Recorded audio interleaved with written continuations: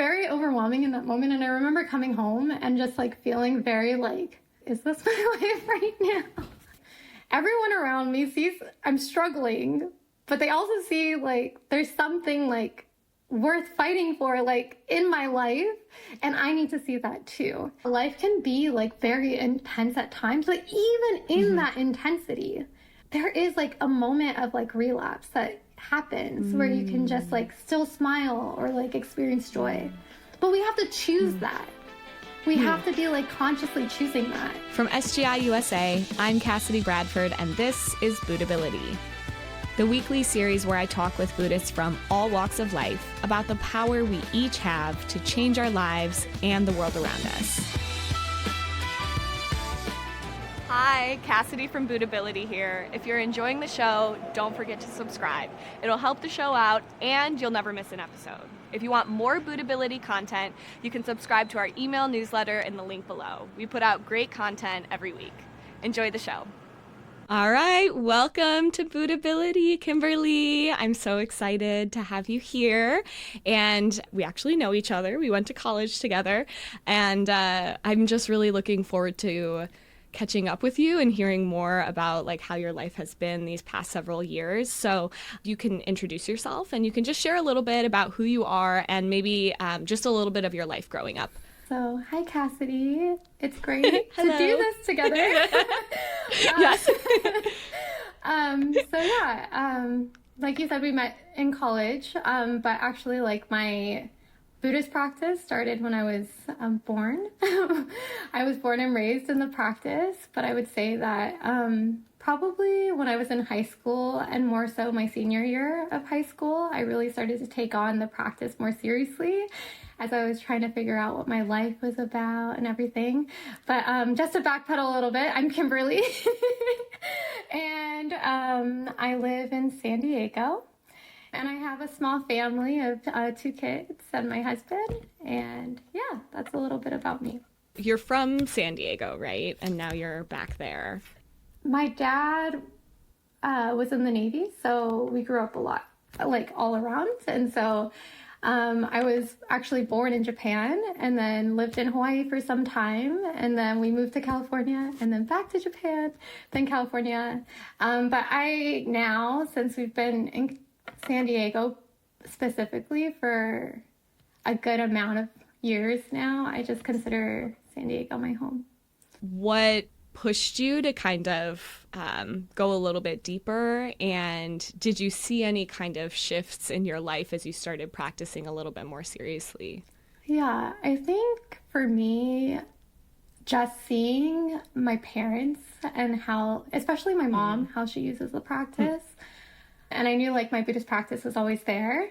Senior year, I just had a lot of indecision of what I wanted to do in my life and like what I wanted to study and like what school I wanted to go to, and this like expectation of feeling like, am I doing this for myself, or like, am I doing this to fulfill my parents' dream, and all these different types of things. And so looking back, I really remember just chanting to be able to go to a university that really felt aligned with who I am and like my own values. Ultimately, when I decided, it was really like from my own heart. But I think too, like there were just certain things that I had for myself. Like I wanted to be able to attend university without having, to go into debt or anything like that. And so I had like very specific goals for my senior year of high school and like what I wanted my future to look like. And so I think that year really showed me like the power of the practice. I also started chanting more seriously when I was like applying to colleges, and maybe in a similar way, like it was really about me feeling more confident in like who I am and what I want out of life. You're like embarking on something so new and scary. So for me, like chanting at that time also I think really like grounded me and made me feel more like, okay, I can do this. Like I'm ready to like take responsibility for my life. It was just like during that time or just all throughout high school, I always struggled to like listen to my voice and like what I really wanted. In a similar way, when I was chanting, it was really reaffirming like, okay, Kim, like you need to trust yourself and trust your voice, and like that's okay. And then actually, like even once I went into university, it was just like I always kind of had this like struggle with like academics. I mean like to have that confidence, like, oh, I actually am smart and like I can do this. Like I really felt like my first year of college too, like still I felt like my practice blossomed even more, and I like really leaned into it.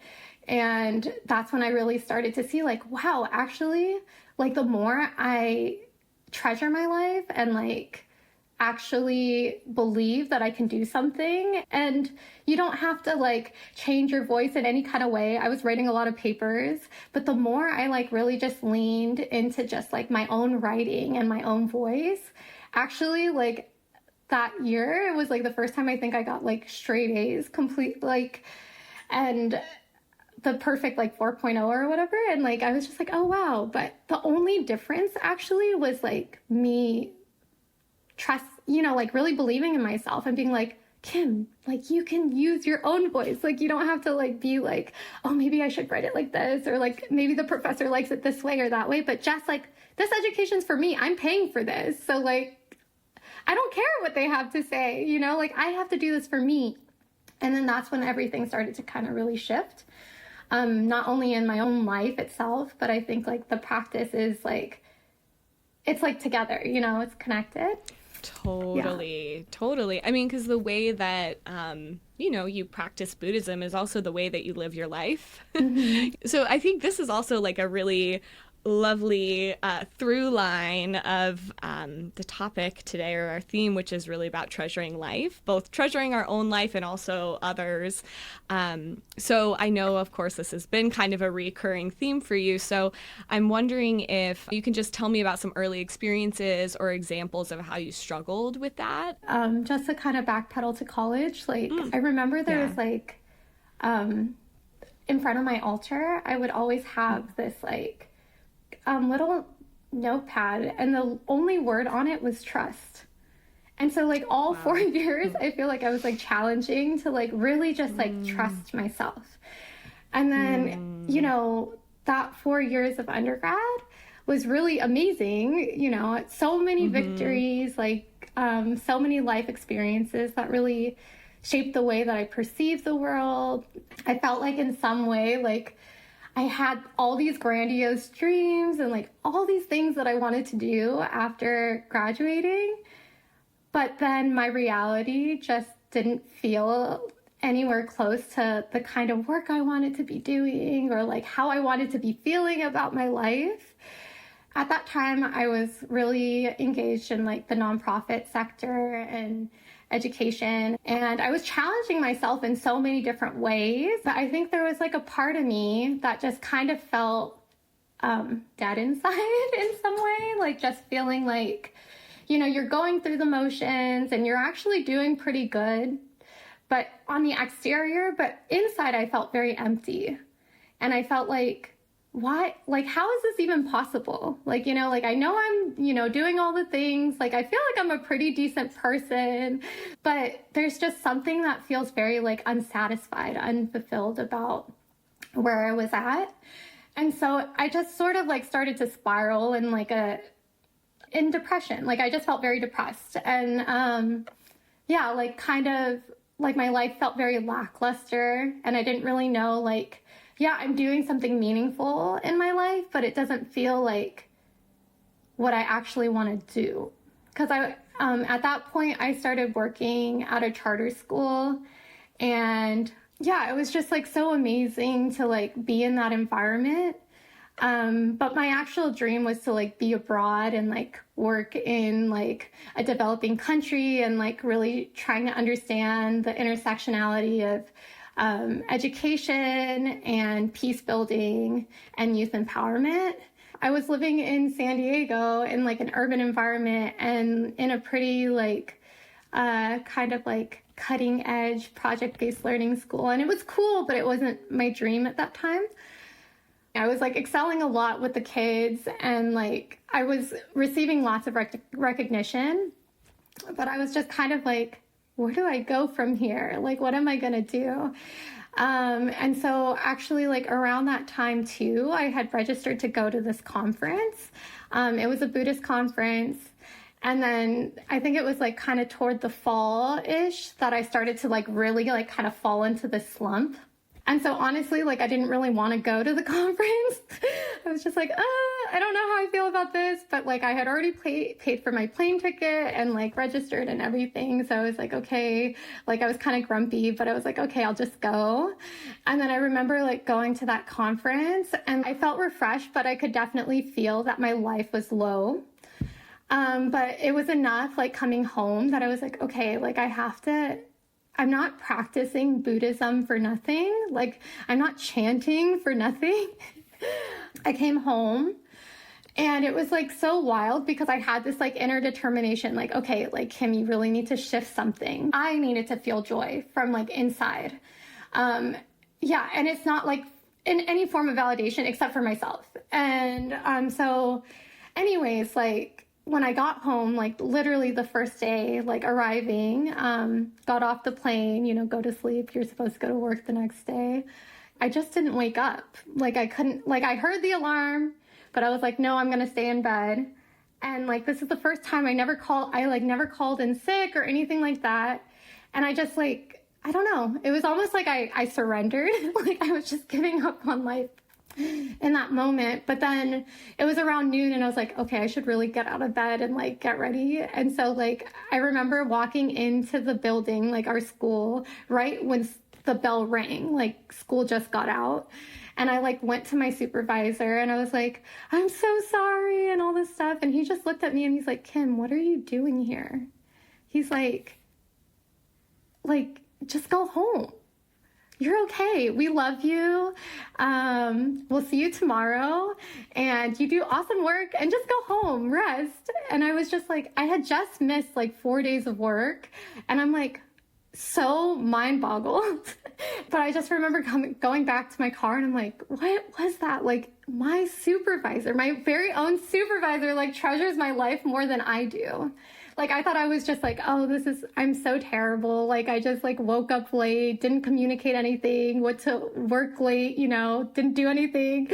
But then like at that moment, he was just like, no, you're fine. Like, what are you doing here? Just go home. To me, like that was a very encouraging moment.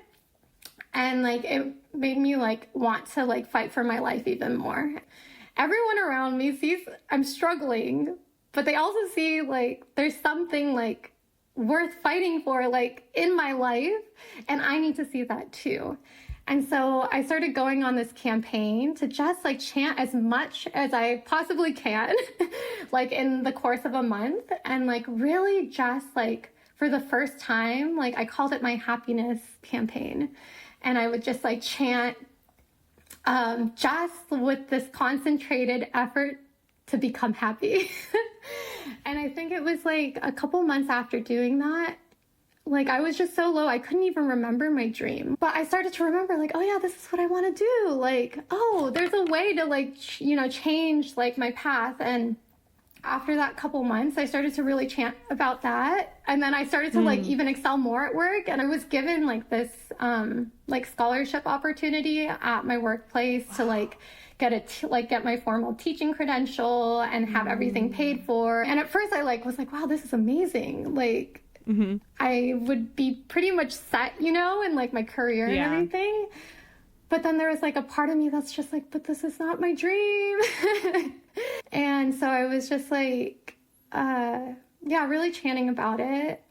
And then I realized, like, at first I like accepted it because I was like, I feel like I'd be dumb with like if I didn't, right? Not to, yeah. Like at least like I'm in the realm of education. But the more I was chanting, like the next like couple days, I like went back to the director and I was like, I'm so sorry, but I can't take this. And like I shared like my dream and everything, and they're like, you know what? Like that's fine. Like we want you to chase your dreams and like go after that, and you're like gonna excel wherever you are. But then he also told me that if I ever changed my mind, like there's always like a job there. And so I was like, oh wow, that's so amazing. So anyways, like I said no without having any kind of prospects in the future. And then a month later, I reached out to our friend Prakash, and then he had opportunity for me in Nepal. And so I was able to go to Nepal and do exactly like the work I wanted to do together with him at the school that he had started. At the start of the year, I would have never imagined. Like, Nepal was not really in the vision, I guess. But I think like through chanting and like really, trying to piece together like what is meaningful for me at this time, like what do I really want to do, what do I want to experience in my life, and what kind of value do I want to create, all of this, all of the daimoku like really brought me to that kind of like realization, like, oh, this is the right thing though for me right now. It takes so much courage to be able to, once you decided like, this isn't right for me, to like, I'm gonna just say it. I feel like is really shows your growth and development and being able to trust yourself. I feel like, in that moment, really fighting for your happiness and to believe in like your own capacity to trust that like you can go after your dreams. That is so challenging. That is so challenging. Like, we might be able to like, be kind to ourselves.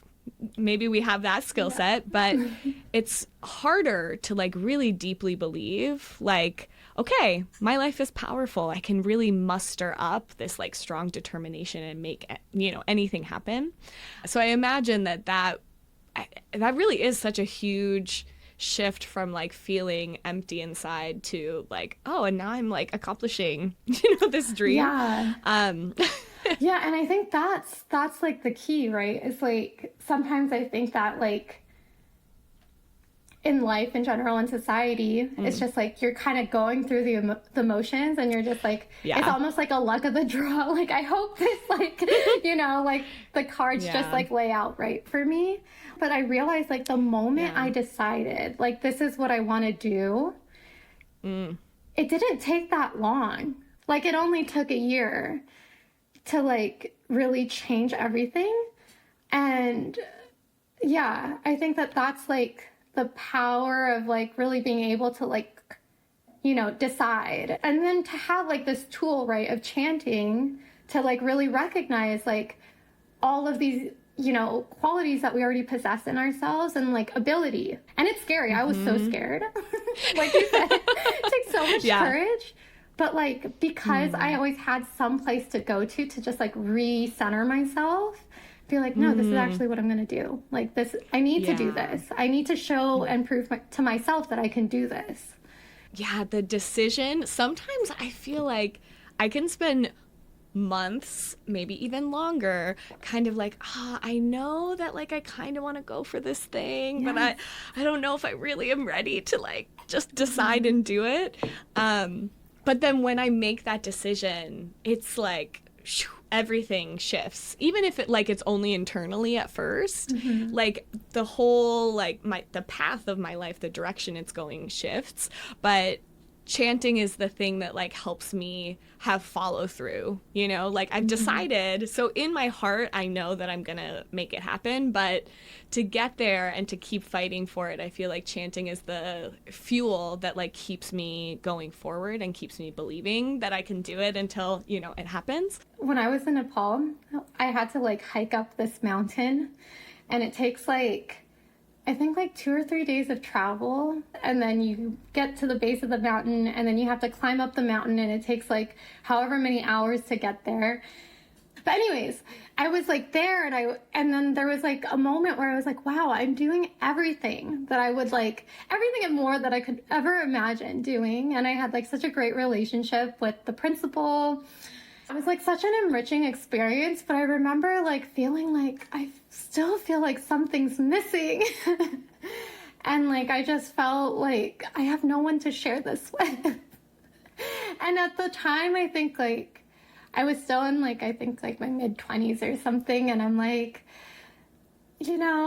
not fully committed to like having a relationship with anybody in particular, or like starting a family, like, but then once I was like there doing all these things, I was like, all I have is my mom to share all of this with, which was great. You know, I love my mom and she's still there for me. But yeah, I really wanted to like build a life with someone is what I realized, like coming home. And so then like when I came back, COVID had just hit. And then I was like without a job and just finishing out my graduate program. And so I had lots of time. And then it was at that time that I like had started talking to my now husband.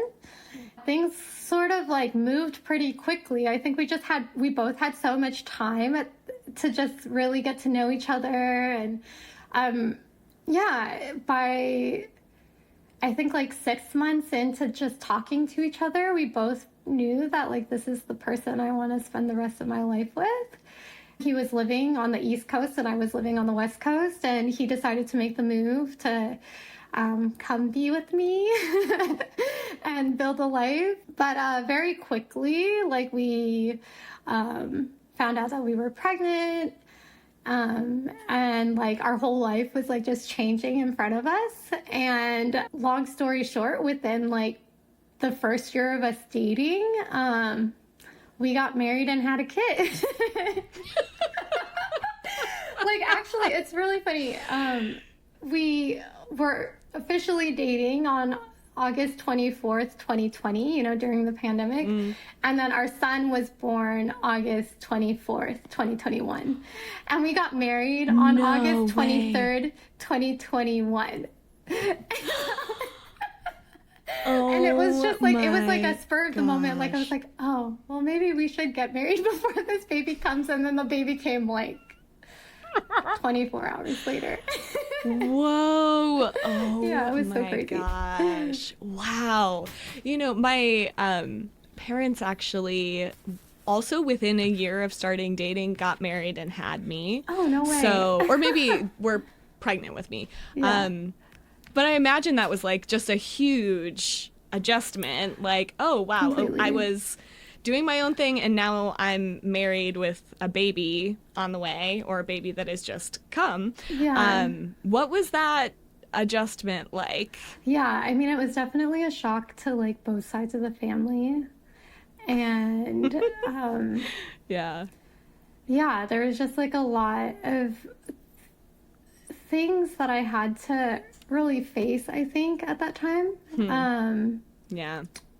And to be honest, like my mom was not happy when she heard the news, and I was like scared every single time. You know how like I feel like a pregnancy announcement is usually a very joyful thing.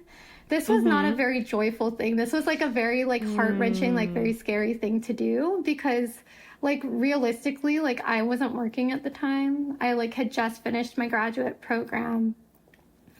So I just remember there was a lot of like arguing and like a lot of, I don't know, just like, I know that this baby is supposed to come into this world, but I think it was just like a huge adjustment for like everybody. The only place I could really go at that time was like the Gohonzon and like really chant and like also like reach out to other friends in faith, just like to confide in and like like to have more confidence that this is a part of my life path and I don't have to feel bad about it. But I remember like going into, I think I was like at the end of my first trimester, beginning of my second trimester, and we had found out that like pretty quickly that my son was going to be born with like a birth defect. And so it wasn't like anything like super serious, but he was born with this condition called club feet, where your feet are turned in.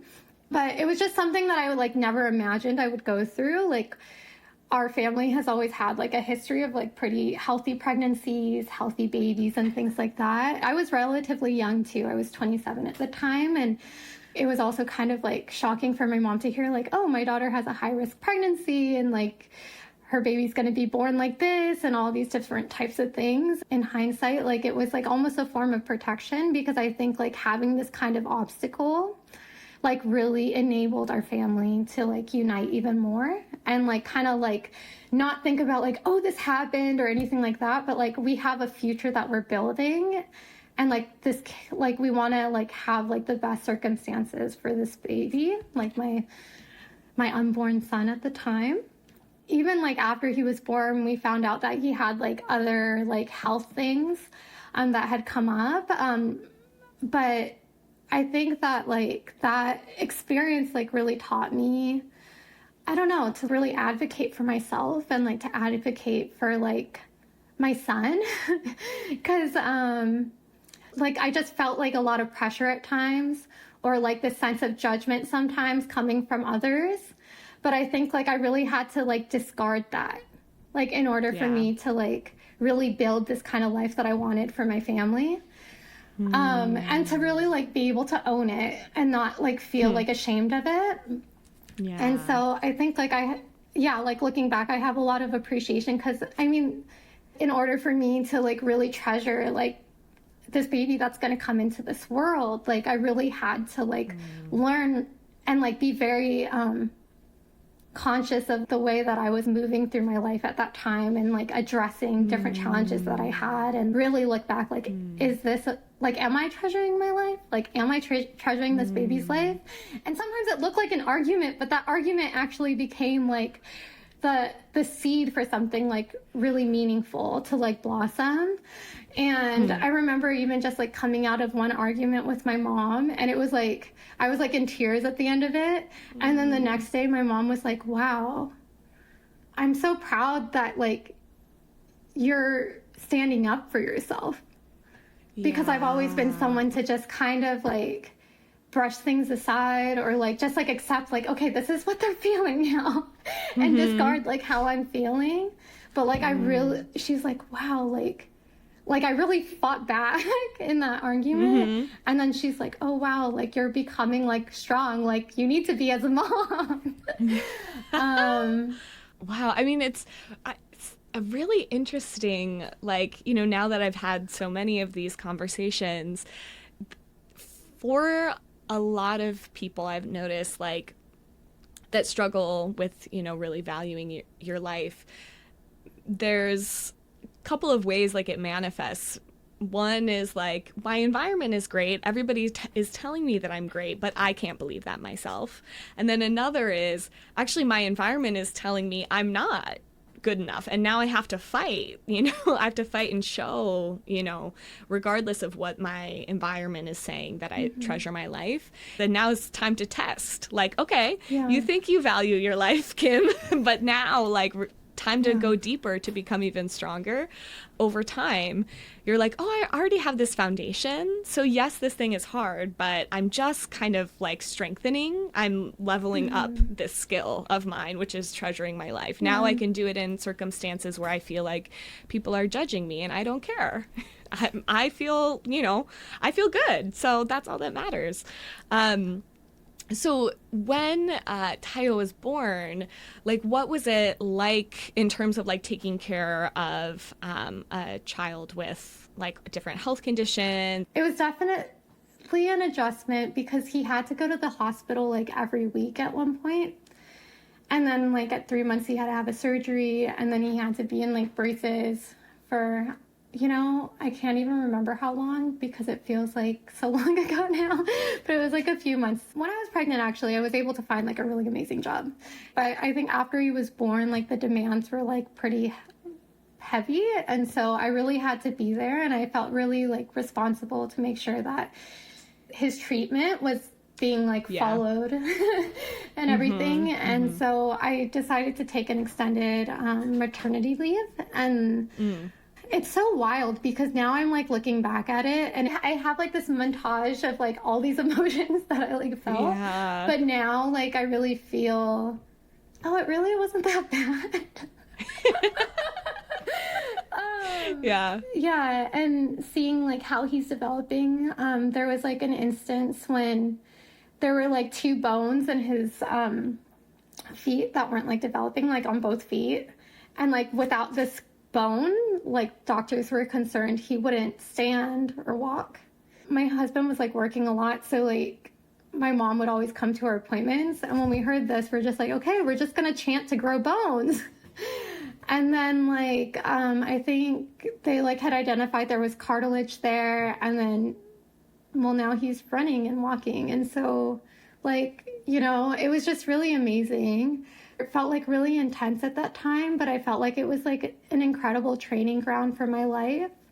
That, you know, like sometimes like things don't unfold in the way that you expect or you could ever even imagine. But I feel like everything that had happened has like really shaped me in a way that enables me to really treasure life. Like actually, life doesn't have to be like whatever image of perfect that you imagine in this moment. But life is so much deeper than that, actually. And like there is this incredible source that we can pull from that just comes from actually just within our own life that transforms like the lens that we use to see life and experience it. And it just feels so much richer, and like I feel like I can be more present, and I can like not be as like defeated, like you know, like that initial defeat that you feel when like something happens and you're just like, what? But now I can really see like, oh wow, this is like another opportunity, like genuinely like another opportunity for me to really see like just how beautiful this life is, you know? Like it doesn't have to be like this.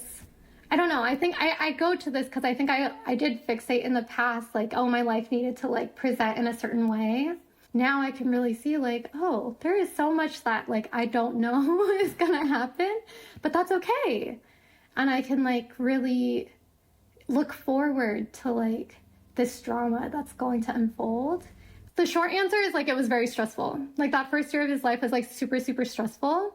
Yeah. But it always brought me back to like the Gohonzon and to also study Buddhism, because there's like certain concepts in Buddhism that are like it's just very applicable to like your life, like your day-to-day life. And like to be able to like read something and then realize like, oh, this like actually really speaks to me, and how can I use this particular study or this particular quote that I just read and like like live that way, you know? Yeah.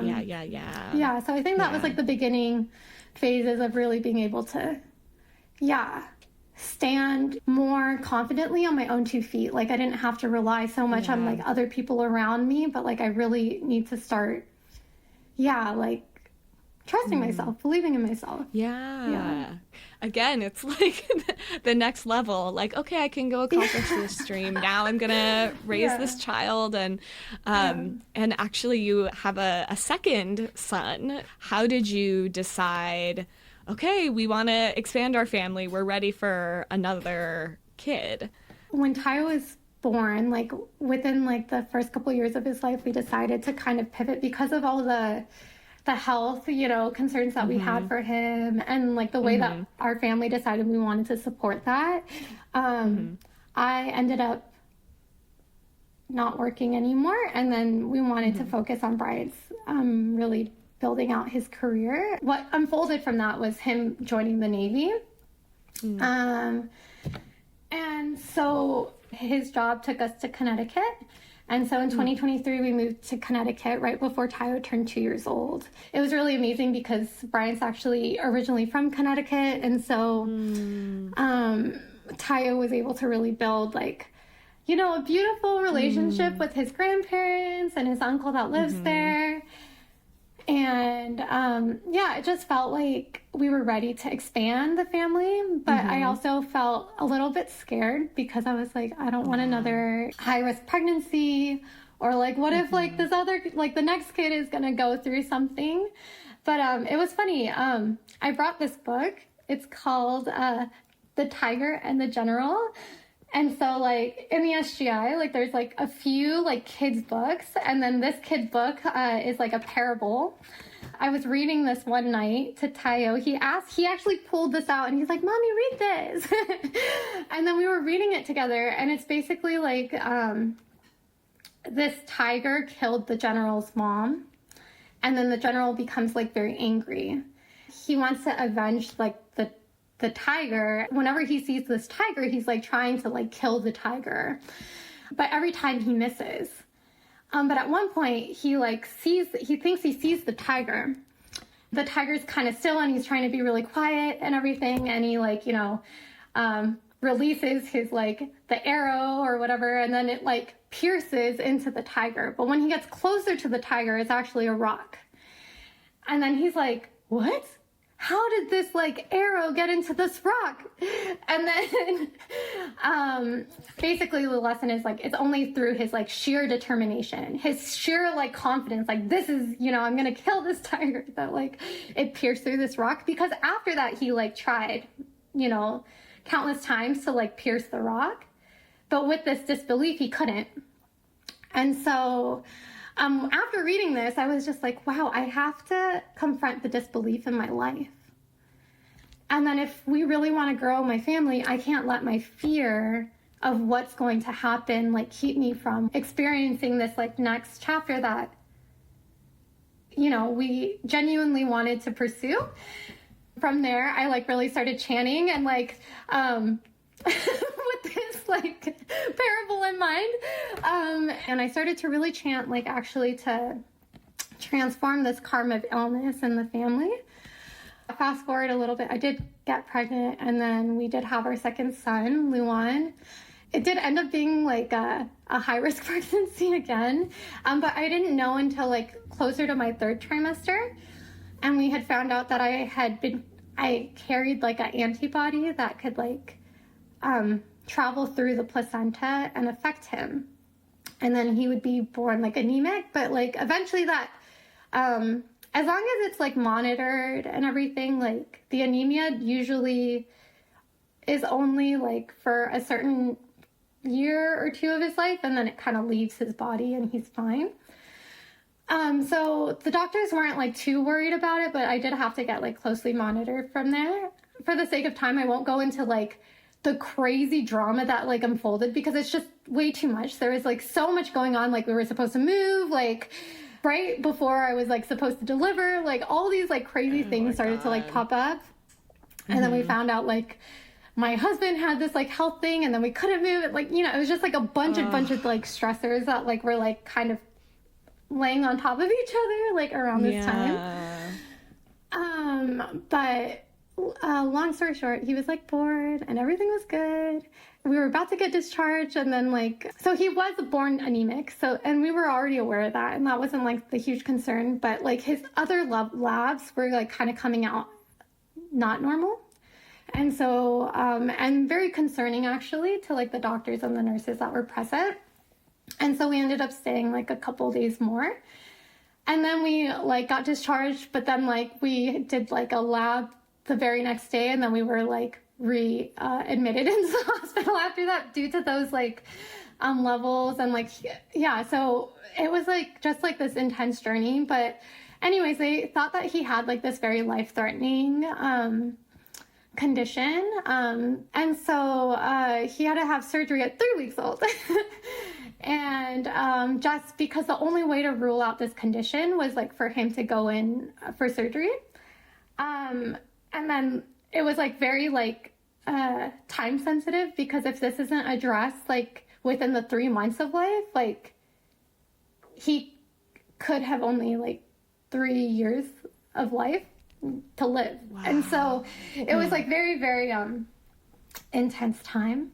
I feel like if I didn't have this practice, I would just be in shambles. But fortunately, like my parents came at the nick of time. Like we only had one car, but they had driven like our other car like across country, like right before Luan came into the world. With that extra car, like Tayo, our first son, was able to like stay home with grandparents. And then also the hospital was like a 2-hour round trip from our house. It was like so crazy because I think he was a couple weeks old, and I didn't really know like the severity of what he was going through. And I also had just gone through like an emergency C-section. My body, mind you, is like still recovering, and I just like want to like just enjoy all this stuff, but it just feels so intense all around me.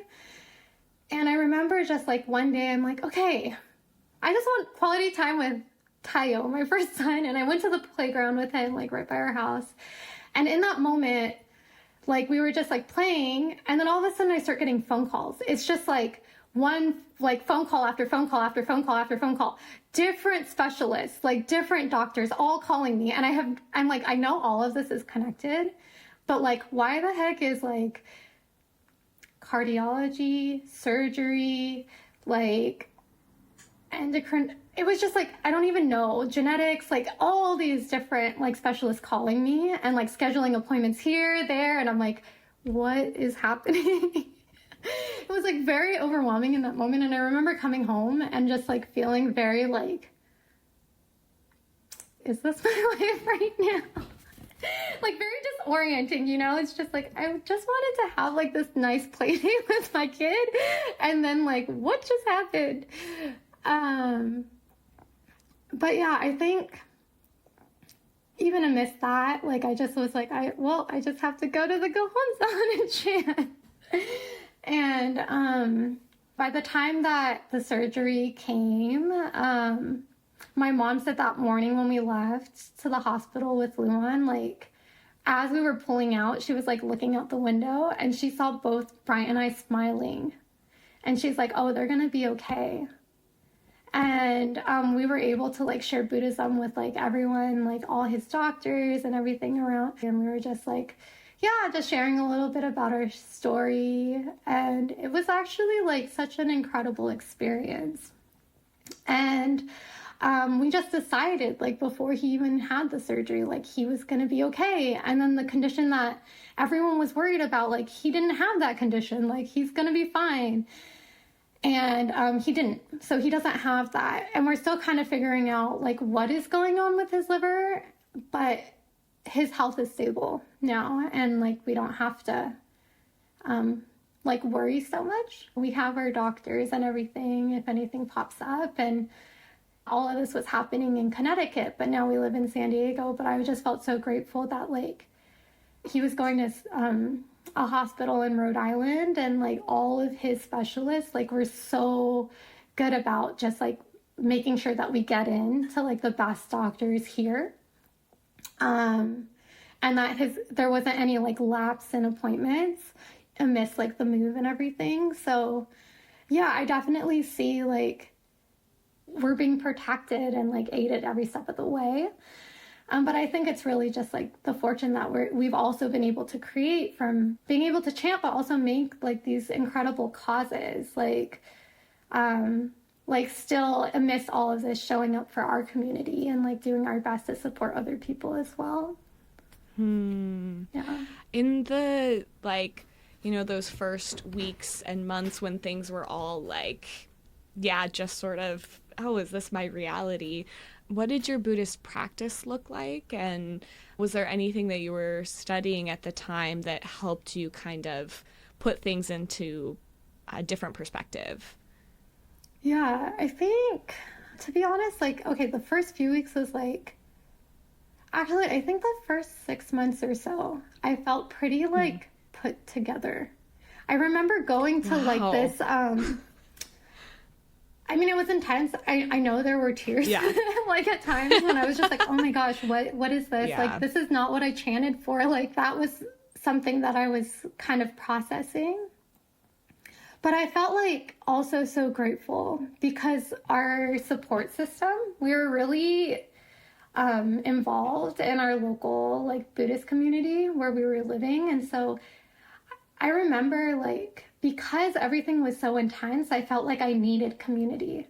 So any chance I got, even when he was like so little, I was just like, I have to go to this meeting to see people. Like, I need to be like connected to like reality. And even like, not just like Buddhist meetings, like I would go to like the local like mom group. Some of the moms were like, you literally just had a baby. Like, they couldn't even tell. Like, I just like, they're like, you look so good. And I'm like, it's just my practice.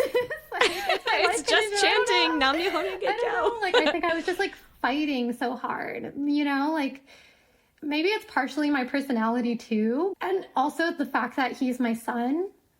Like, I don't want this to be something to be ashamed of, or like something that's like, oh my, you know, like it doesn't have, like, this is just like his life and this is his mission. And I want to be like 100% like the best mom I can be for like my son at this time.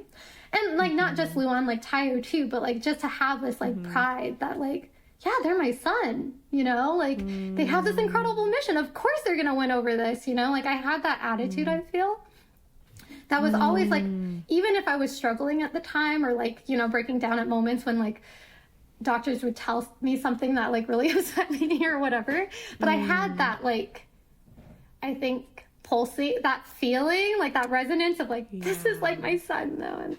And that really like kind of propelled me forward. But I think like actually it wasn't until like he was like 6 months old, like 8 months old when like, wow, we're really still doing this. Like we're still going to like the doctors every month and like his levels aren't really like improving. Like, you know, he's on medication. Like what is his future going to look like? Like when all of that stuff like really started to settle in, I think that's when I was like really starting to feel the weight of the struggle and like just like the stressors of how much driving we were doing and starting to figure out Tayo's school, like if he's going to do preschool and TK and like all these different kinds of things and like where do we want to be. And Bryant was starting to finish out his schooling and certifications and like we were like, you know, getting ready for like the next move and everything. I think that's when everything started to kind of like bring me down. I would say I'm like a pretty patient person. But there was like one time we were at the end of the summer. He was born in May, and at the end of the summer we wanted to go on like a little like small family trip to Vermont. The day before us going on that trip, like we found out that Luan had to be admitted to the hospital. And I was just like, dang, okay, like, of course, like anything for him. But it was just like, I felt like it was so intense and like we kind of needed something like that. But then we were like pulled back into this world. And fortunately, like, even though it was non-refundable, we got like 100% of the refund back. Which was like amazing. I was like, okay, at least we don't have to stress about that. And then I think it was like another time around Thanksgiving. We were supposed to like have Thanksgiving with the family. We were the ones that were bringing the 20-pound turkey to Thanksgiving. And then again, he had to be admitted to the hospital. And I remember at that point, it was just like really like, wow, this is a lot. And that stress started to like really, like I started projecting like everything that was like I was feeling inside, like I couldn't contain it anymore. It was just like a different kind of mom came out that like it was very scary. I was just like, and then at one point I was just like, wow, this is really scary. Like I don't like who I'm becoming, and I don't like the kind of mom I'm becoming, and all these, and like I just felt like, am I just like in this like endless, painful, like hellish state of life? And I remember like calling like another friend in faith, and she's like, yeah, like your family has been through so much this year. One thing that she shared with me that really touched me was like, of course you would be going crazy. Like anyone in your situation would be going crazy, you know? Yeah. I was just like, because before that I was like, why can't I hold it together? Like just get it together. But like I think that like just having someone to like be able to spill everything to, and then them saying like, oh yeah, that's normal, Kim, like you're this okay, is a like reasonable actually you're response. sane, like you're going insane, but you're like sane for feeling all these things. Like it helped me like go back and chant and like really like from a different place. This is my reality right now, and it's okay for me to feel all these things right now, but like how am I going to like transform this? Because I can't live like this forever. Yeah, like how am I going to live the life that I actually want and not just succumb to like my reality? From there, I really just decided like this is the time that I have to like kind of put like all these problems like not on the back burner, but it's like, yes, they're problems, but I don't have to like, my life isn't just like, a basket or full of problems, you know, like this is not like what I'm holding all the time. I just decided in that moment, like, instead of focusing so much on all of these things that are going on in my life, like, I just want to create causes. And like in Buddhism, like creating causes is like, how can I give back to my community? How can I show up for my community? How can I support this other, you know, young woman? I think that I just like really chanted, like, I want to make as many causes as possible so that I can transform my karma. I remember like really deeply, like almost like this vow, like this very deep, like life promise that like, yeah, life is going to always be lifing in some capacity. But like my life's purpose is much deeper than that. And like, how can I like really use my life to encourage other people? And not just for the sake of encouraging, but like, how can I like really be someone that can contribute to society? And so like, I think that really grounded me in that moment. And then that's when like everything started to change. And I was able to like, like so joyfully like show up for my community and not be so concerned about like my son having to take medication every day, or like what tomorrow would bring, or if he was going to be in the hospital again, or all of those things just like slowly started to like kind of melt away, you know, in terms of like my worries and my thoughts. And I was just like, I have to trust this process. And I think like the biggest victory was like just shy of his 1-year birthday, and my parents were able to come back and visit us. For those who live in the Northeast, you know it's still cold in March. But we decided to take a trip to Martha's Vineyard and Cape Cod, and like we could actually do it. And we like spent like some days, just like having like a mini vacation. And that felt like such a victory that like Luan was healthy enough to do that. And then shortly after that, we found out that we were moving to San Diego. And like even that experience itself was so amazing. I mentioned that my husband's now in the Navy. And it's so easy to like get swept by, you know, like authority and them telling you like, you're going to go here, you're going to go there. But I really chanted like, actually, he's starting his like sea duty tour. And so that means that he's going to be going out on a lot of deployments. And so I was like, we need to be like as close as possible to like family, because we're still on this journey navigating, like actually both of my sons still see like their respective specialists, and we're navigating their health, and they're both like healthy and stable. They're fine, but you know, they still need like a certain level of care. And so I need like the extra hands maybe.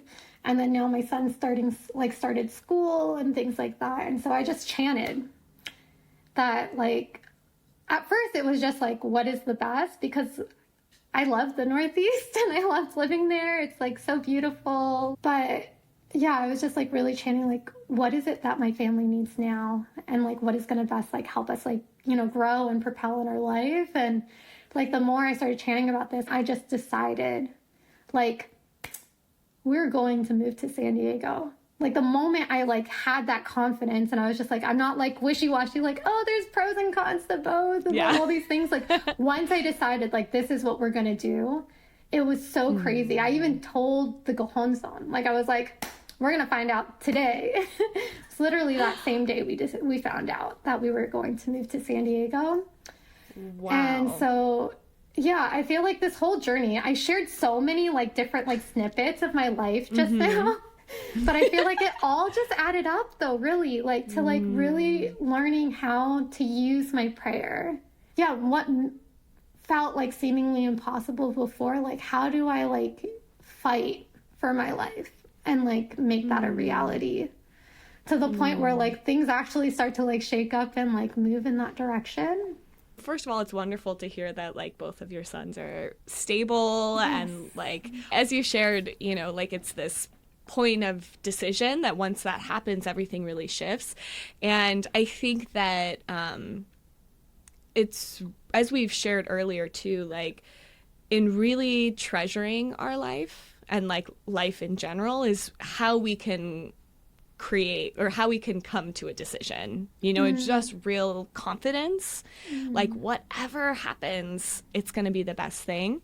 You mentioned too that like both of your sons, like having health challenges, which you had, you know, never really thought about or imagined having a life like this, had really shown you just that life itself is joyful, you know, like even as other things are happening, that doesn't mean that life isn't precious and can't bring you so much joy just being alive. Yeah, like during that time, like that, when I also like really, you know, made that vow, I also like really made a conscious effort of like, what does bring joy though? Whenever I felt like my body was just like about to like explode, or like, you know, it's just intense, you know, like you're still parenting. That would be intense anyway. Like, yeah, my kids are 1 and 4, and I feel like I'm constantly like, oh my god, I'm like, like, you know, like just like, don't touch that. Yeah, it's like crazy. But like there's moments where it gets like really intense, like overstimulated, all these kinds of things. But I've like learned to just like dance it off. And like I remember like now my kids like love to dance. Like it's so, I love it so much. When Luan couldn't even walk, he's just like always in my carrier, we would just start dancing like in the kitchen. And I think like those kinds of moments, like to me, like that's what life's all about, you know. I think like when we're in our 20s, like it's just like, where's my life going, like what am I doing, like what does this life mean, like, you know, it's almost like this like kind of like Suedo, like existential crisis type of thing. But then like I feel like what my kids really showed me is like really going back to that like childhood state of like just like being curious about life. Like, you know, my kids like have like X, Y, and Z, like, you know, going on with them, like internally with their health. But like they're healthy and they're like experiencing this world and they're curious and they want to learn and they're like, and when they smile, it's like a genuine smile, you know, like those kinds of things. That's when I realized like, actually, I think that's what this Buddhism is too. We talk a lot about like how to overcome struggle or like really seeing like struggles as our opportunity. But I think like too, there's like this really like poetic nature about like when you start reading like the Lotus Sutra or the founders of like our, you know, the SGI, when you like their writing, there's like this poetic nature, this recognition of like the beauty of life itself. And I think like my sons just like helped me slow down to really be able to perceive those things. And so I think like that was like the real like fortune of like, okay, like, yeah, life can be like very intense at times, but even in that intensity, like when it's like, there is like a moment of like relapse that happens where you can just like still smile or like experience joy. But we have to choose that. We have to be like consciously choosing that. When I was going through depression, like in 2018, 2019, like that's really like where it was. It was just like the only thing that got me to chant was like, you know, I love kids and I love young people. And so like when they're telling me all their, you know, struggles, it was like, even though I couldn't treasure my life, like I treasured theirs. But I feel like what's changed now is like, I'm really seeing the connection of like happiness for self and others. It's not just about chanting for other people or just chanting about myself. It's just like that merging of those two and like really seeing like, wow, it's almost like in the mornings nowadays, a lot of the time, there's like a moment when I chant and I'm just like really reminding myself that like I'm a Buddha, like I'm this like enlightened person. And like when I do that, the way I show up for my kids and care for my kids and like the prayer that I have for my own kids, you know, the goals I have for them and like how I want to be as a mom, like all of those things just start to like come together and like, I don't know. It's just like, I can't fully describe it, but it's just, I feel like when I start with that kind of prayer, then I can show up in an even like more wholesome way for like the people around me. When you shared like that, your kids have helped you just slow down, and just really remember that life itself is beautiful and joyful, and we can appreciate it. We can experience joy even in like stressful moments. That sort of awareness changes everything. It changes how we operate in the world, how we feel about ourselves, how we feel about others. So I'll ask, my kind of closing question. Yeah. Based on your own experience and, just the perspective of Buddhism, what advice would you give someone who is experiencing illness themselves or caring for somebody who's ill? Yeah, I feel like even though I've gone through all this, it's such a difficult question to answer. Yeah. It's large. It's a big, and I don't think I like fully have the answer as a Buddhist, and like still trying to like support just like the people in my life and the challenges that they're going through. First and foremost, I've recognized that I can never underestimate the power of Nam Myoho Renge Kyo. Like just chanting for them, like not to underestimate that. And we can only really show up as ourselves. So I don't think we have to like feel like we have to fix things, because I think that sometimes like it really feels like we have to like things have to be resolved by this day or like next year, or like all these kinds of things, because I think the answer will be different every time depending on that unique person. But when we chant, the wisdom comes out and the opportunity like arises to really create like a very maybe healing moment or joyful moment or whatever moment needs to happen for like yourself caring for someone who's ill, or like even just to like support the person that's like going through struggle or illness. I will say that if you give this practice a shot, or if you already chant, if we trust our prayer will always be answered. And we just have to enjoy the journey of discovering whatever that answer is.